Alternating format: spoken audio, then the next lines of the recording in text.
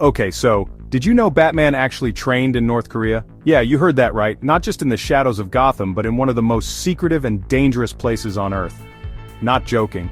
In the comics, Bruce Wayne's journey to become the Dark Knight takes him to some wild places, but the story of his time on the border of North Korea and China is one of the coolest and most brutal parts of his origin. It's a chapter that's rarely talked about, but it's absolutely essential to understanding how he became the Batman. Picture this, Bruce, still just a man on a mission, hiking up to the remote Paektu mountain region.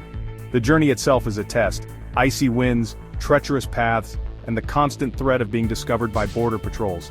Every step is a reminder that he's far from home, and that failure here could mean disappearing forever. This place? Cold, isolated, and about as far off the grid as you can get.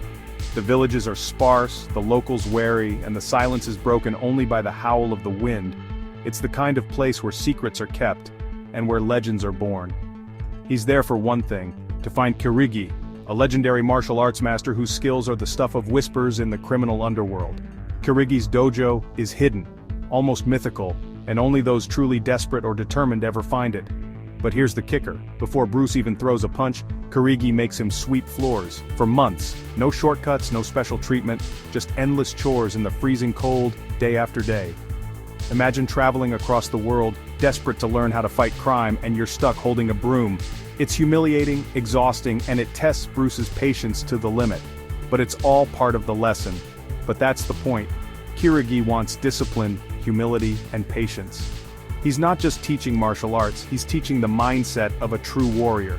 Every sweep of the broom is a lesson in focus and respect. Only then does Bruce even get a taste of real training. The chores are a test, and Bruce passes, barely. Now the real work begins. And when the training starts, it's intense. Grueling drills, endless repetition, and techniques that push the limits of human ability. Every day is a battle against exhaustion and self-doubt. Kirigi teaches the vibrating palm, yep, the infamous dim mak, the so-called death touch. It's a move that requires absolute precision and control, and it's as dangerous as it sounds. This isn't just movie magic. In the Batman universe, it's a dangerous technique that can incapacitate or kill. Bruce learns not just how to fight, but how to control his power, how to hold back, even when he could end a fight with a single strike. Bruce, always the scholar, soaks it all up. He studies every move, every philosophy, every lesson. He's not just building muscle, he's building a code, but he's not alone. There's another student, Anton. Anton is just as driven, just as hungry for knowledge, and the two quickly become rivals and friends. The two bond over the grueling regimen, pushing each other to be better, faster, smarter. They spar, they debate, and they learn from each other's strengths and weaknesses. It's a friendship forged in hardship, but of course, nothing with Batman is ever simple. Tensions rise as the training gets more dangerous, and Bruce starts to question the true purpose of Kirigi's teachings. Bruce soon realizes Kirigi isn't just training future heroes, he's teaching assassins. Lethal moves, for hire. The line between justice and murder blurs, and Bruce is forced to make a choice. That's a line Bruce won't cross. He refuses to use his skills for murder, no matter how tempting the shortcuts might be. Even when others around him choose the darker path, Bruce stands firm. This is the moment that cements his code: no killing. It's a vow made in the cold, in the shadow of the mountains, and it will define him for the rest of his life. This entire arc is echoed in stories like Batman, the Man Who Falls. One of the blueprints for Batman Begins.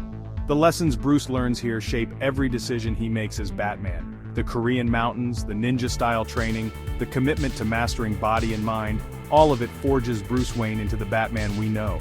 It's not just about fighting, it's about becoming something more. So the next time someone says Batman's just a rich guy with gadgets, remember what he went through? Remember he bled, he learned, and he found himself in places like North Korea, all to become the world's greatest detective. Every scar, every lesson, every sacrifice made him who he is. And that's how legends are born. Batman's journey is proof that greatness is forged in the harshest of places, and that true heroes are shaped by the choices they make, even when no one is watching.